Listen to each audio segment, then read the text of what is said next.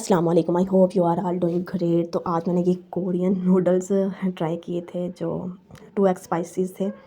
तो ये चटपटे थे बट टेस्टी थे, बट मेरे लिए ना थोड़े से मज़ा बहुत आया खाने में, लेकिन थोड़े से ज़्यादा स्पाइसी थे क्योंकि मैंने मसाला सारा डाल लिया था इसके अंदर। के बाद में मुझे हुआ, पहले तो खाते खाते बड़ा मज़ा आया, लेकिन जब मैं एंड पे पहुंची तो मेरे कानों से धुआं निकलना शुरू हो गया था। तो मतलब मुझे थोड़ा स्पाइसी लगा था। तो बट ओवरऑल ये जो चटपटी चीज़ें खाते हैं ना, उनके लिए बहुत अच्छा है। ठीक है, इसको मैंने सिंपल पानी बॉयल किया था, उसमें नूडल्स डाले थे।